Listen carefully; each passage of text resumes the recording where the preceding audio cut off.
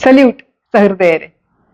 അർത്ഥശാസ്ത്ര എന്ന കൗട്ടില്യന്റെ പുസ്തകം ഒരുപാട് നാള് മുമ്പുള്ള കാര്യമാണല്ലോ. ചന്ദ്രഗുപ്ത മൗര്യൻ രാജാവ് ഭരിച്ചിരുന്ന സമയം അഷ്ടദാസ തീർത്ഥാസ് എന്ന് പറയുന്ന 18 രഹസ്യ പോലീസുകാരെ നിയമിച്ചതായിട്ടും അതിൽ 5-ാമത്തേത് അന്തർവംശിക എന്ന ഒരു വനിതയായിരുന്നു എന്നും, അതായത് റാങ്കിൽ 5-ാമത്തേത്.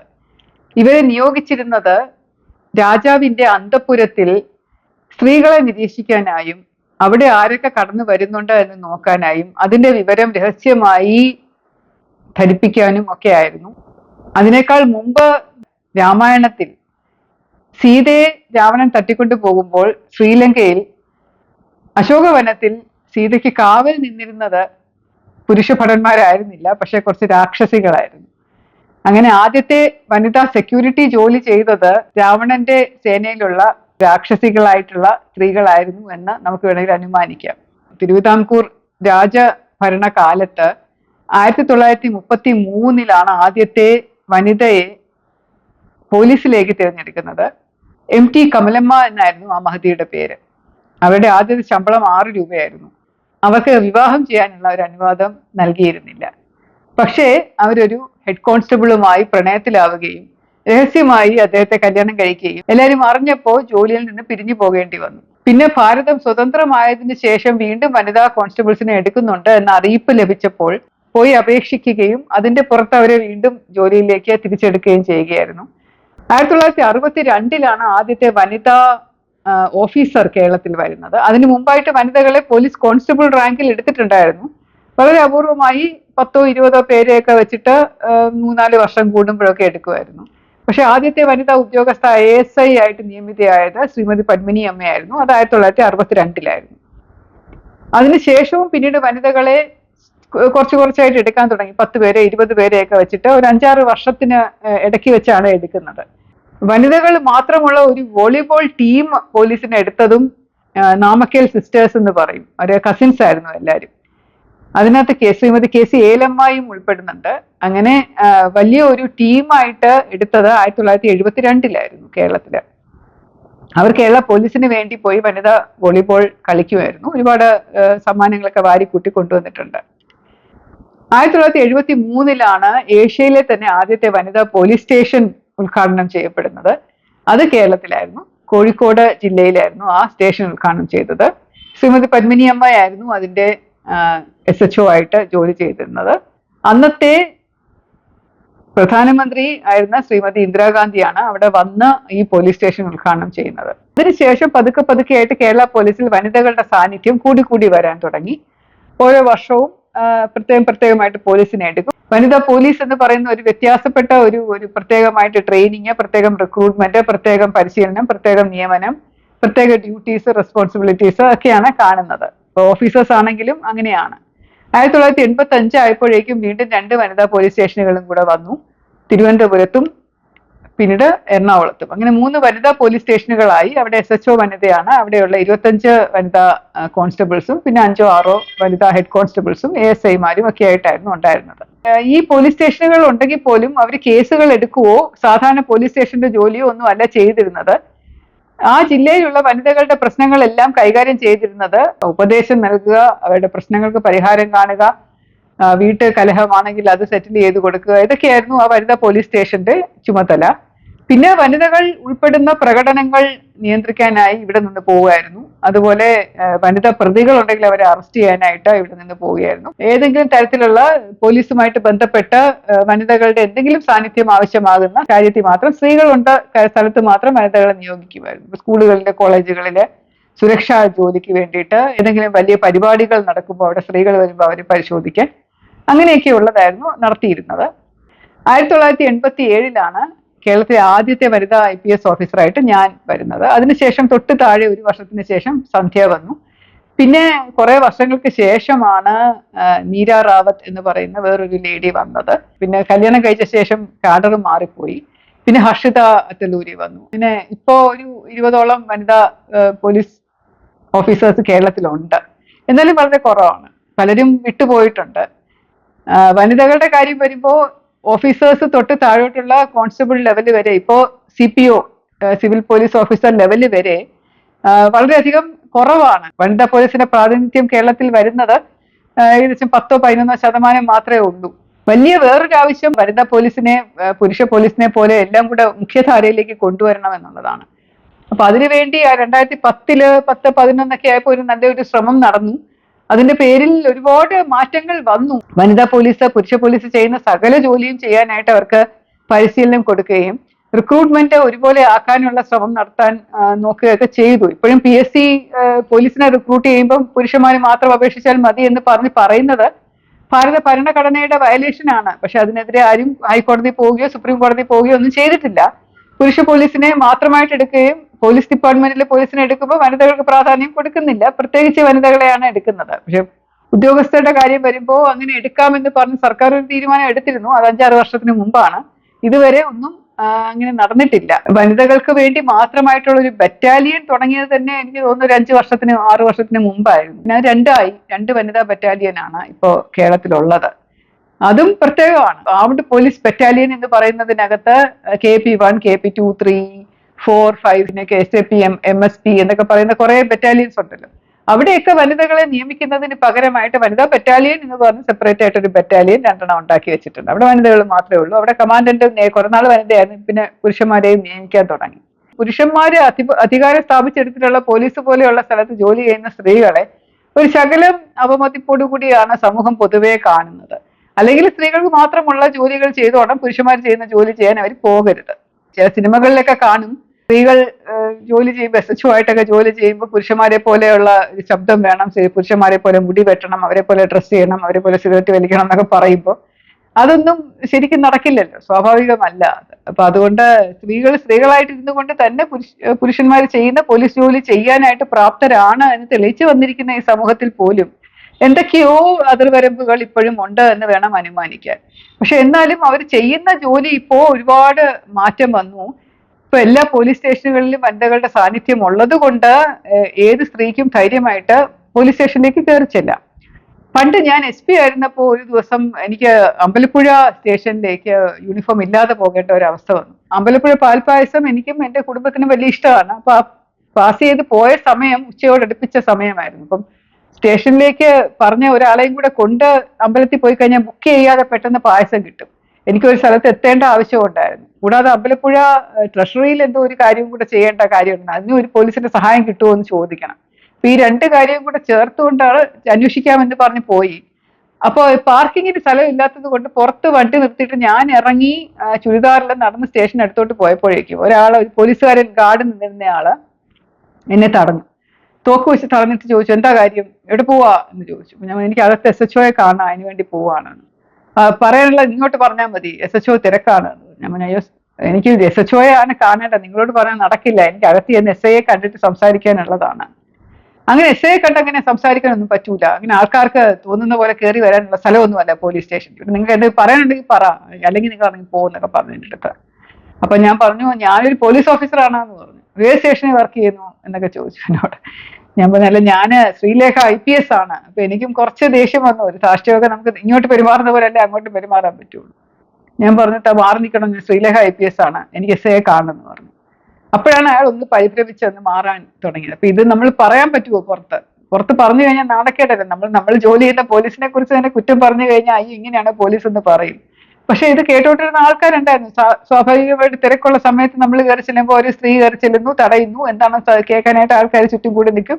ആരൊക്കെയോ അവിടെ ഇവിടെ പറഞ്ഞ ആൾക്കാർ അറിഞ്ഞു. പിന്നെ പതുക്കെ പത്രത്തിലൊക്കെ വന്നു. പിന്നെ എന്നോട് ചോദിക്കാൻ തുടങ്ങി, എന്തിനാണ് യൂണിഫോം ഇല്ലാതെ സ്റ്റേഷനിൽ പോയത്. ഞാൻ യൂണിഫോം ഇട്ട പോസ്റ്റിലല്ല ഇരിക്കുന്നത്, ഞാൻ AG ആയിട്ടിരിക്കുന്ന സമയത്താണ് പോയത്. എന്നാലും SP ആയിരുന്നു. യൂണിഫോം ഇട്ടുകൊണ്ട് സ്റ്റേഷനിൽ പോകണം എന്നുള്ളത് കൊണ്ട് മാത്രം യൂണിഫോം ഇട്ടുകൊണ്ട് പോകാൻ പറ്റുമോ? അപ്പൊ അമ്പലപ്പുഴ പാൽപ്പായസം കുടിച്ചില്ലെങ്കിൽ എന്താ, അതിനെന്താ ഇത്ര കൊതി എന്നൊക്കെയുള്ള ചോദ്യങ്ങളൊക്കെ പിന്നീട് വന്നു. പക്ഷെ എന്നാലും പോട്ടെ, സാരമില്ല. സ്റ്റേഷന്റെ അവസ്ഥയിൽ നിന്ന് ഇപ്പൊ ഒരുപാട് മാറി എന്ന് വേണം കരുതാൻ. കാരണം പിന്നീട് ഒരിക്കലും അങ്ങനെ ഒരു അനുഭവം ആർക്കും ഉണ്ടായതായിട്ട് കേട്ടിട്ടില്ല. പലരും ഇതുപോലെ മഫ്റ്റിയിൽ സ്റ്റേഷനിൽ ചെന്നിട്ടുണ്ട്, നല്ല പെരുമാറ്റമായിരുന്നു സ്റ്റേഷനിൽ നിന്ന് കിട്ടിയിരുന്നത് എന്ന് പറഞ്ഞു. ഈ അടുത്ത കാലത്ത് തന്നെ നമുക്കറിയാം, ഒരു വനിതാ ഓഫീസറെ വേഷം മാറി പോലീസ് സ്റ്റേഷനിൽ ചെന്നപ്പോൾ വലിയ മോശമില്ലാതെ പിടിച്ച് ഇരുത്തുകയും സ്വീകരിക്കുകയൊക്കെ ചെയ്തതായിട്ട് നമ്മൾ പത്രത്തിൽ വായിച്ചിട്ടുണ്ട്. പക്ഷെ അങ്ങനെ ഒരു കാലഘട്ടം ഉണ്ടായിരുന്നു. അത് മാറാനുള്ള കാരണം വനിതകളെ പോലീസ് സ്റ്റേഷനിൽ നിയമിച്ചത് കൊണ്ടാണ്, വനിതാ പോലീസുകാർ. പണ്ടൊക്കെ പോലീസ് സ്റ്റേഷനുകളിൽ ഇങ്ങനെ പെട്ടെന്ന് കയറി രാത്രി ഒന്ന് പരിശോധന നടത്തണം എന്നൊക്കെ സീനിയർ ഓഫീസേഴ്സ് പറയും. അത് പറയാനുള്ള കാരണം പുരുഷന്മാർ മാത്രമുള്ള പോലീസ് സ്റ്റേഷൻ ആകുമ്പോൾ അവർക്ക് സമയം പോട്ടെ. അപ്പൊ അവര് അതിനുവേണ്ടി ചീട്ട് കളിക്കും രാത്രിയിലിരുന്ന്. ചിലപ്പോൾ പണം വെച്ചുള്ള ചീട്ടുകളിയായിരിക്കും. ചില സമയം ചെറുതായിട്ട് മദ്യപിക്കും, ചിലപ്പോൾ ക്രൂരമായിട്ട് പെരുമാറും, ചിലപ്പോൾ ലോക്കപ്പിൽ കിടക്കുന്നവരെയൊക്കെ രണ്ട് അടിയൊക്കെ കൊടുക്കും. അപ്പൊ അതൊക്കെ തടയാൻ വേണ്ടിയിട്ടാണ് രാത്രി സമയങ്ങളിൽ സീനിയർ ഓഫീസേഴ്സ് സ്റ്റേഷനിലൊന്ന് വിസിറ്റ് ചെയ്യണം എന്ന് പറയാറുള്ളത്.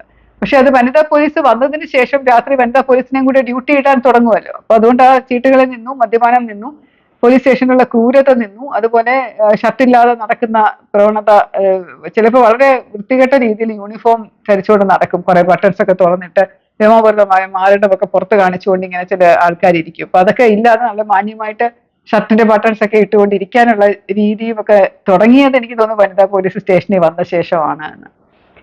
വനിതകളുടെ പരാതിയാണ് ഇപ്പോഴും വനിതകൾ കാര്യമായിട്ട് ചെയ്യുന്നതെങ്കിലും മറ്റു പല ജോലികളും ചെയ്യാനുള്ള പ്രാവീണ്യമുണ്ട് എന്ന് തെളിയിച്ചതാണ്. കാരണം ചില വനിതാ പോലീസ് സ്റ്റേഷനുകളിൽ വനിതാ ദിനത്തോടനുബന്ധിച്ചെങ്കിലും വനിതാ SHOമാരെ പോസ്റ്റ് ചെയ്യാറുണ്ട്. വളരെ സമർത്ഥമായിട്ട് അവർ ജോലി ചെയ്യാറുണ്ട്. വനിതാ പോലീസ് ഓഫീസേഴ്സിനെ സംബന്ധിച്ചിടത്തോളം അവർക്ക് ഈ വ്യതിയാനങ്ങളോ വ്യത്യാസങ്ങളോ ഇഷ്ടമല്ല. അവർക്ക് പുരുഷനെ പോലെ തന്നെ അവരെ പരിഗണിക്കണം. പുരുഷ പോലീസ് ചെയ്യുന്ന ജോലികളെല്ലാം ചെയ്യാൻ അവർ തയ്യാറാണ്. ഏത് രാത്രിയും ഏത് അർദ്ധരാത്രിയിലും എവിടെയും ജോലി ചെയ്യാൻ തയ്യാറായിട്ട് വന്നിരിക്കുന്നവരാണ് അവരെല്ലാവരും. പക്ഷെ ഇങ്ങനെ സ്ത്രീ അല്ലേ എന്ന് പറഞ്ഞ് മാറ്റി നിർത്തുന്ന ഒരവസ്ഥ അന്നും ഉണ്ട്, ഇന്നും ഉണ്ട്. ആദ്യത്തെ ഇതെന്നൊക്കെ പറയാമെങ്കിൽ പോലും IPS അങ്ങനെ ഒരു വ്യത്യാസം ഇല്ല എന്നൊക്കെ ഞാൻ പറയാറുണ്ട്. എല്ലാം ഞങ്ങൾ ഒരുമിച്ച് UPSC വഴി എല്ലാ പുരുഷനെയും സ്ത്രീകളെ ഒരുമിച്ചെടുത്തതാണ്, ഒരുമിച്ച് ട്രെയിൻ ചെയ്തതാണ്. ഒരുമിച്ച് വന്ന ഒരേ രീതിയിൽ പരിശീലനം പൂർത്തിയാക്കി ഒരേ രീതിയിൽ വന്നിരിക്കുന്നത് കൊണ്ട് ഒരേ ജോലി ചെയ്യാനായിട്ട് പ്രാപ്തരായിട്ടുള്ളവരാണെങ്കിൽ പോലും എന്നെയും വളരെയധികം അവഗണിക്കുകയും വനിതാ IPS എന്നുള്ള രീതിയിൽ കാണുകയും അത് ചെയ്യാൻ പറ്റില്ല, ശ്രീലേഖ അത് പറ്റില്ല എന്നൊക്കെ പറയുന്ന ഒരുപാട് അവസരങ്ങൾ ഉണ്ടായിട്ടുണ്ട്. അപ്പൊ അങ്ങനെ ഒരു മനസ്ഥിതി പൊതുവേ നമ്മുടെ സമൂഹത്തിൽ കേരളത്തിലുണ്ട്. ഇതിൽ നിന്നൊക്കെ വളരെ വ്യത്യാസമാണ് തൊട്ടടുത്ത് കിടക്കുന്ന തമിഴ്നാട്ടിലും കർണാടകയിലും മഹാരാഷ്ട്രയിലും വരെ. മഹാരാഷ്ട്രയിലെ വനിതാ പോലീസ് 30% കൂടുതലുണ്ട്. കർണാടകയിലും ഏകദേശം അതിനടുത്തെത്തി വരുന്നുണ്ട്. ഇപ്പൊ തമിഴ്നാട്ടിൽ വളരെ വളരെ മെച്ചപ്പെട്ട് വരുന്നതാണ്. അവിടെ എല്ലാ പോലീസ് സ്റ്റേഷനുകളിലും വനിതകൾക്കും SHO ആയിട്ട് ജോലി ചെയ്യാം. അതിൽ നിന്നൊക്കെ വിഭിന്നമായിട്ട് കേരളത്തിൽ ഇപ്പോഴും വനിതാ പോലീസായിട്ട് തന്നെയാണ് കാണുന്നത്. പക്ഷെ എന്നാലും അവരുടെ ജോലിയുടെ പ്രാധാന്യം ഒട്ടും കുറയ്ക്കാൻ സാധ്യമല്ല. കാരണം അവര് ഇപ്പോൾ നല്ല ട്രെയിനിങ് ആണ് കൊടുക്കുന്നത്. വണ്ടി ഓടിക്കാനുള്ള പരിശീലനം നൽകുന്നുണ്ട്, വെടിവെക്കാനുള്ള പരിശീലനം കൊടുക്കുന്നുണ്ട്, അതുപോലെ എക്സ്പ്ലോസീവ് സബ്സ്റ്റൻസസ് ഹാൻഡിൽ ചെയ്യാനുള്ള കൊടുക്കുന്നുണ്ട്. കമാൻഡോ ട്രെയിനിങ് പോലും വനിതകൾക്ക് ഇപ്പൊ കൊടുക്കുന്നുണ്ട് പ്രത്യേകമായിട്ട്. പുരുഷ പോലീസ് ചെയ്യുന്ന എല്ലാവിധ ജോലികളും വനിതാ പോലീസിന് ചെയ്യാനാകുമെന്ന് തെളിയിച്ചുകൊണ്ടിരിക്കുകയാണ്. ഇടയ്ക്ക് പോലീസ് ഹെഡ്ക്വാർട്ടേഴ്സിലെ ഗാർഡ് ഡ്യൂട്ടി വരെ, അതായത് എല്ലാ ഗാർഡിന്റെ ഡ്യൂട്ടിയും ചുമതലയും ഒക്കെ വനിതാ പോലീസ് ചെയ്തിരുന്നു. വനിതാ ബറ്റാലിയനിൽ നിന്നുള്ള ആൾക്കാർ വന്നിട്ടാണ് അത് ചെയ്തിരുന്നത്. നല്ലതായിട്ടാണ് ചെയ്തിരുന്നത്. കൂടാതെ പരേഡ് നയിക്കാനും പരേഡിനകത്ത് നടക്കുമ്പോഴും ഒക്കെ ഒരു പ്രയാസവും ഞാൻ കണ്ടിട്ടില്ല. അവരെല്ലാം ഇപ്പൊ ചില സമയത്ത് ശബ്ദം ഇങ്ങനെ പുരുഷ പോലീസിനെ പോലെയുള്ള വലിയ ഉറച്ച ശബ്ദമൊന്നും കേൾക്കില്ല അവരെ കമാൻഡ് ചെയ്യുമ്പോൾ. പക്ഷെ എന്നാലും അവർ അവരുടേതായിട്ടുള്ള രീതിയിൽ നല്ല രീതിയിൽ ചെയ്തിട്ടുണ്ടായിരുന്നു. പൊതുവേ ഉള്ള വ്യത്യാസം, സമൂഹത്തിൽ പൊതുവേ കാണുന്ന സ്ത്രീ പുരുഷ വ്യത്യാസം പോലീസിലും സ്ത്രീകളിലും പുരുഷന്മാരും ഇടയിൽ കാണുന്നുണ്ട്. പക്ഷെ എന്നാലും ജോലി വരുമ്പോ, അല്ലെങ്കിൽ ശമ്പളം വരുമ്പോ, അല്ലെങ്കിൽ ജോലിയുടെ കണ്ടീഷൻസ് വരുമ്പോ, അതിന്റെ സാഹചര്യം വരുമ്പോ ഒരു വ്യത്യാസം മനഃപൂർവ്വമായിട്ട് ഉണ്ടാക്കി അവരെ മാറ്റി നിർത്തുന്നത് ശരിയല്ല. ഒരുപാട് മാറാനുണ്ട് കേരള പോലീസ് ഇനിയും. തീർച്ചയായിട്ടും അവരെ മെയിൻ സ്ട്രീമിൽ കൊണ്ടുവരണം, മുഖ്യധാരയിലേക്ക് കൊണ്ടുവരണം. പ്രത്യേകമായിട്ട് വനിതാ ഓഫീസർ എന്ന് പറയുന്നത് തന്നെ ഒഴിവാക്കി പോലീസ് ഓഫീസർ എന്നുള്ള രീതിയിൽ മറ്റു പല സ്ഥലങ്ങളിൽ കാണുന്നത് പോലെ കാണാനായിട്ട് ജനം ശീലിക്കണം. സ്ത്രീകളുടെ എല്ലാ ദയയും അലിവും കരുണയോടും കൂടെ പോലീസ് ജോലി വളരെ നല്ല രീതിയിൽ വനിതകൾക്ക് ചെയ്യാൻ സാധിക്കും എന്ന് തെളിയിച്ചു കൊടുക്കാനായിട്ട് ഒരുപാട് വനിതകൾക്ക് സാധിച്ചിട്ടുണ്ട് ഇന്ത്യയിലും കേരളത്തിലും തന്നെ. വനിതാ പോലീസുമായിട്ട് ബന്ധപ്പെട്ട ഇത്രയും കാര്യങ്ങൾ പറഞ്ഞ സ്ഥിതിക്ക് ഒരു പ്രധാനപ്പെട്ട കാര്യവും കൂടെ പറയേണ്ടതുണ്ട്. Bureau of police research and development എന്ന് പറയുന്ന ഒരു സ്ഥാപനം കേന്ദ്രത്തിലുണ്ട്. അതിന്റെ ആഭിമുഖ്യത്തിൽ 2000 ആണ്ടിൽ ആദ്യമായി ഒരു വനിതാ പോലീസിന്റെ കോൺഫറൻസ് നടത്തിയിരുന്നു. ദേശീയ നാഷണൽ കോൺഫറൻസ് ആയിരുന്നു അത്. ഡൽഹിയിൽ വെച്ചായിരുന്നു നടന്നത്. 5ാമത് ദേശീയ വിമൻ ഇൻ പോലീസ് കോൺഫറൻസ് നടത്തിയത് കേരളമായിരുന്നു. അന്ന് ഞാൻ ADGP ആയിരുന്നു. 2012 ജൂലൈ മാസമായിരുന്നു അത്. 2 ദിവസത്തെ കോൺഫറൻസ് ആണ് സാധാരണ നടത്തുക. Bureau of police research and development അതിനായിട്ട് 9 ലക്ഷം രൂപയായിരുന്നു അനുവദിച്ചിരുന്നത്. അപ്പൊ ഏതൊക്കെ സംസ്ഥാനങ്ങൾ ഇത് നടത്താൻ താല്പര്യമുണ്ട് എന്ന് ചോദിച്ചപ്പോൾ അന്ന് DGP താല്പര്യമുണ്ട് എന്ന് പറഞ്ഞ് എഴുതി അയച്ച പ്രകാരം കേരളത്തിലെ നോമിനേറ്റ് ചെയ്യുകയും ഈ കോൺഫറൻസിന്റെ ഓർഗനൈസിംഗ് സെക്രട്ടറിയായി എന്നെ നിയമിക്കുകയും ചെയ്യുകയായിരുന്നു. ഒരു നാഷണൽ കോൺഫറൻസ് ഓർഗനൈസ് ചെയ്യുക എന്ന് പറയുന്ന വലിയ ഒരു കാര്യമായിരുന്നു. അതും വനിതാ പോലീസിന്റെ നാഷണൽ കോൺഫറൻസ്. അത് IPS ഉദ്യോഗസ്ഥര് തൊട്ട് വളരെ താഴെയുള്ള ലേഡി കോൺസ്റ്റബിൾസ് വരെ ഉള്ളവർ പല സംസ്ഥാനങ്ങളിൽ നിന്നും കേരളത്തിൽ വന്ന് അവർക്ക് ആതിഥേയത്വം, അവർക്ക് വാഹനം, താമസ സൗകര്യം, 2 ദിവസത്തെ കോൺഫറൻസിന്റെ വിഷയം എന്തൊക്കെയാണെന്നുള്ളത് അന്വേഷിച്ച് കണ്ടുപിടിക്കണം, പ്രസംഗിക്കാനുള്ളവരെ ഏർപ്പാടാക്കണം, ഇനോഗ്രേഷൻ ആരാണ്, അതിന്റെ സമാപനം ആരാണ് എന്നൊക്കെ എല്ലാം നമ്മൾ തീരുമാനിച്ച് നടപടി എടുക്കേണ്ടതാണ്. അപ്പൊ അന്ന് ജേക്കബ് പുന്നൂസാർ ആയിരുന്നു DGP. അന്ന് എനിക്ക് ആ ഒരു നിയോഗം വന്നപ്പോൾ ആദ്യമൊക്കെ എനിക്ക് ശകലം പരിഭ്രമമായിരുന്നു, എന്നെ കൊണ്ട് സാധിക്കുമോ എന്ന്. പക്ഷെ വളരെ നല്ല രീതിയിൽ അത് ഓർഗനൈസ് ചെയ്തു. ഏത് ജില്ലയിൽ വെച്ചത് നടത്തണം എന്ന വലിയ ചിന്ത വന്നപ്പോൾ ആദ്യമായി തിരുവനന്തപുരം തന്നെയാണ് മനസ്സിൽ കൂടെ പോയത്. കാരണം എല്ലാ സൗകര്യങ്ങളും ഉണ്ട്, ക്യാപിറ്റൽ ആണ്. പക്ഷെ തിരുവനന്തപുരത്താകുമ്പോൾ ചെലവ് വല്ലാതെ കൂടും. കാരണം തിരുവനന്തപുരത്ത് എവിടെ വെച്ച് നടത്തും? പോലീസ് ട്രെയിനിങ് കോളേജിനാണെങ്കിൽ അധികം സ്ഥലമില്ല. പിന്നെ നമ്മൾ ഏതെങ്കിലും ഒരു ഹോട്ടലോ അതുപോലെയുള്ള വേദിയോ വാടകയ്ക്ക് എടുത്ത് നടത്തണം. അതിനും വലിയ കാശിന്റെ ചെലവൊക്കെ ഉണ്ട്. അതുകൊണ്ട് അവസാനം തീരുമാനമെടുത്തത് കേരള പോലീസ് അക്കാഡമി തൃശ്ശൂരുണ്ടല്ലോ, അപ്പൊ അവിടെ വെച്ച് ഒരു കോൺഫറൻസ് നടത്താം. വളരെ വലിയ ഒരു സ്ഥലമാണ്, അവിടെ താമസിക്കാൻ സൗകര്യങ്ങളുണ്ട്, മെസ്സുണ്ട്. തൃശ്ശൂര് വേദിയായിട്ട് തിരഞ്ഞെടുക്കുമ്പോൾ അവിടെ ഉദ്ഘാടനത്തിനും സമാപന സമ്മേളനത്തിനും ഒക്കെ വരാനായിട്ട് ആളുകൾക്ക് കുറച്ച് ബുദ്ധിമുട്ടുണ്ടാവുമായിരുന്നു. എന്തായാലും ഉദ്ഘാടനം ചെയ്യാനായിട്ട് കേരള ഹൈക്കോടതി ചീഫ് ജസ്റ്റിസ് ആയിരുന്ന അന്നത്തെ ലേഡി ആയിരുന്നു, ഒരു വനിതാ ചീഫ് ജസ്റ്റിസ് ആയിരുന്നു ഉണ്ടായിരുന്നത്. അതും ആദ്യമായിട്ടാണെന്ന് തോന്നുന്നു കേരളത്തില്. ജസ്റ്റിസ് മഞ്ജുള ചെല്ലൂർ എന്ന് പറയുന്ന മാഡം ആയിരുന്നു. അപ്പൊ നേരിട്ട് മാഡത്തെ പോയി ക്ഷണിച്ചു, മാഡം വരാമെന്ന് സമ്മതിച്ചു. സമാപന സമ്മേളനത്തിന് മുഖ്യമന്ത്രി ശ്രീ ഉമ്മൻചാണ്ടി സാറിനെ പോയി വിളിച്ചു. ആഭ്യന്തരമന്ത്രി ശ്രീ തിരുവഞ്ചൂർ രാധാകൃഷ്ണൻ, അദ്ദേഹത്തെ പോയി ക്ഷണിച്ചു.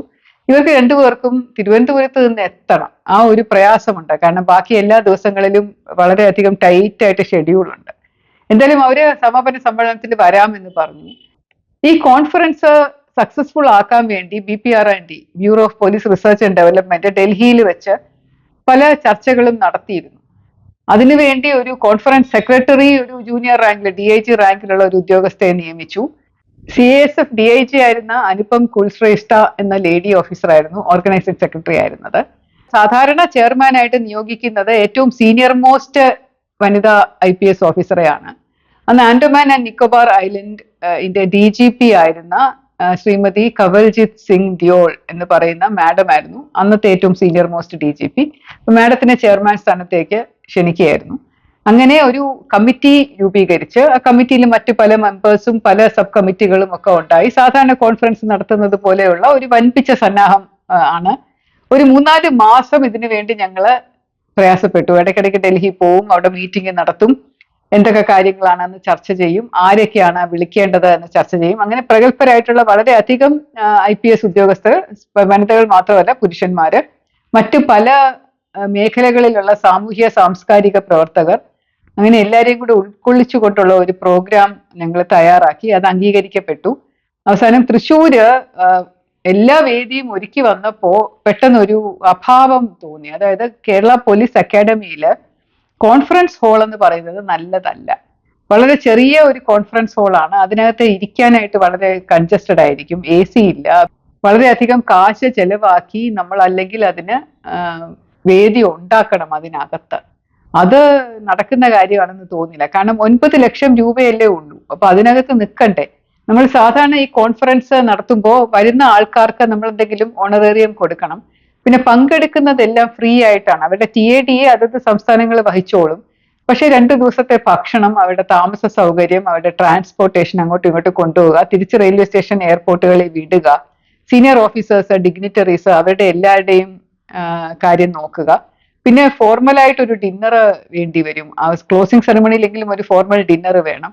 ഈ 2 ദിവസവും നമുക്ക് കലാപരിപാടികൾ അവതരിപ്പിക്കേണ്ടി വരും. വൈകിട്ട് ഏതെങ്കിലും സാംസ്കാരിക കലാപരിപാടികൾ വേദിയിൽ അവതരിപ്പിക്കണം. അതിനായിട്ട് ആളുകളെ കൊണ്ടുവരണം, അവർക്കുള്ള ഫീസ് കൊടുക്കണം. അപ്പൊ എല്ലാം കൂടെ ഈ 9 ലക്ഷത്തിൽ നിൽക്കില്ല. കേരള ഗവൺമെന്റ് കുറച്ച് പൈസ തരാം എന്നൊക്കെ പറഞ്ഞ് അങ്ങനെ കുറച്ച് പൈസ കിട്ടി. പക്ഷെ എന്നാലും അതൊന്നും പോരാത്ത ഒരവസ്ഥ വന്നപ്പോ അവസാനം ഒരു തീരുമാനം എടുത്തു. തൃശ്ശൂർ എന്ന കേരള പോലീസ് അക്കാഡമിയിൽ നിന്ന് അധികം ദൂരമില്ലാത്ത ലുലു കൺവെൻഷൻ സെന്റർ ഉണ്ടായിരുന്നു.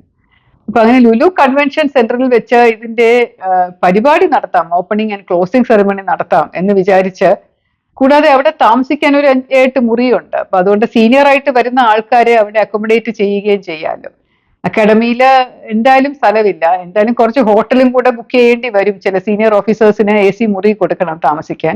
പോലീസ് അക്കാഡമിയിൽ ഒരു 5-6 റൂംസേ ഉള്ളൂ AC ഉള്ളത്. അപ്പം 10-30 ആൾക്കാർ വരുമ്പോൾ അവർക്ക് താമസിക്കാനായിട്ട് എന്തായാലും ഒരു ഹോട്ടലിലെ മുറി അറേഞ്ച് ചെയ്യേണ്ടി വരും. അപ്പൊ അതിന് പകരമായി നമുക്ക് ഇവിടെ ലുലുവിൽ എയർപോർട്ടിൽ നിന്ന് അവിടെ വന്നു കഴിഞ്ഞാൽ ലുലു കൺവെൻഷൻ സെന്ററിൽ തന്നെ ചെയ്യാമല്ലോ എന്നുള്ളൊരു ധാരണയില് അധികം ചെലവില്ലാതെ എങ്ങനെ നടത്താൻ സാധിക്കും എന്നുള്ള ഒരു ചർച്ചയിൽ DGP എന്നോട് പറഞ്ഞു, പുനു സാറ് എന്നോട് പറഞ്ഞു, ശ്രീലേക്ക് ശ്രീ യൂസഫ് അലി പരിചയമുണ്ടോ? അദ്ദേഹമാണല്ലോ ലുലു കൺവെൻഷൻ സെന്ററിന്റെ ഓണർ.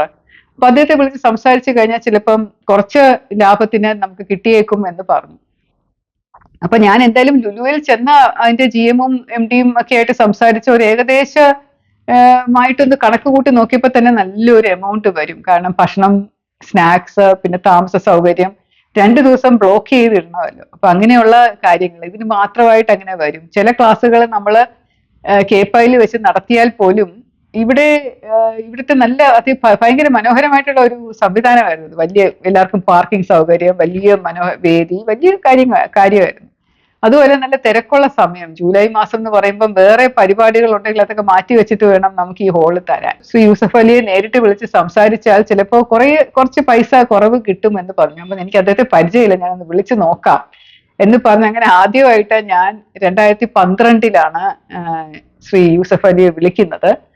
ആ സമയം വളരെ മാന്യമായിട്ട് അദ്ദേഹം എന്നോട് സംസാരിക്കുകയും കുഴപ്പമില്ല സംസാരിച്ച് ഞാൻ കുറച്ച് തരാമെന്ന് പറഞ്ഞ് അങ്ങനെ 2 ദിവസത്തെ ചർച്ചയും 2 ദിവസത്തെ ഫുള്ളായിട്ടുള്ള കോൺഫറൻസും ആൾക്കാരുടെ താമസവും ഭക്ഷണവും എല്ലാം ഉൾപ്പെടെ 5 ലക്ഷം രൂപയോ മറ്റോ അദ്ദേഹം എടുത്തിട്ടുള്ളൂ.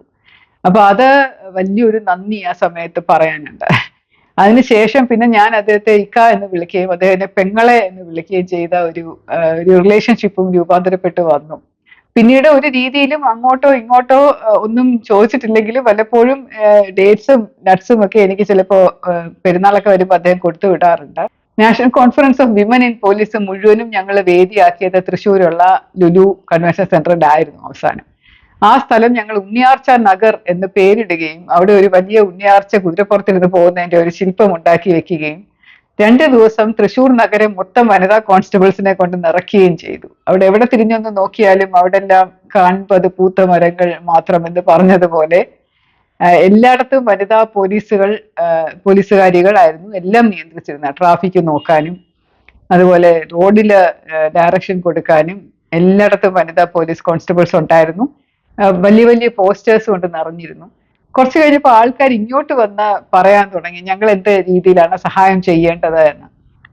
അങ്ങനെ കുറച്ച് ആൾക്കാർ ചേർന്ന് ഡെലിഗേറ്റ്സിന് കൊടുക്കാനുള്ള ബാഗിനകത്ത് നമ്മൾ കോൺഫറൻസ് മെറ്റീരിയലും പേന, പാഡ് അതൊക്കെ വെക്കുമല്ലോ, അത് വെക്കുന്നതിന്റെ കൂട്ടത്തിൽ കുറച്ച് ഗിഫ്റ്റുകളും കൂടെ ഒരു സോപ്പ് ആയിട്ടോ കുറച്ച് കശുവണ്ടി പാക്കറ്റുകളായിട്ടോ കേരള കശുവണ്ടി വികസന കോർപ്പറേഷന്റെ വക ചെറിയ കാഷ്യൂ പാക്സ്, സ്പൈസസ് ബോർഡിന്റെ വകയായിട്ട് ചെറിയ സ്പൈസിന്റെ പാക്കറ്റുകള്, അങ്ങനെ പുതിയതായിട്ട് ഇറങ്ങിയ നിറപറ ഗ്രൂപ്പിന്റെ ഒരു സോപ്പിന്റെ പാക്കറ്റ്, ഹെർബൽ സോപ്പിന്റെ പാക്കറ്റ്, അങ്ങനെ കുറെ കാര്യങ്ങൾ നമുക്ക് അവര് തന്നു.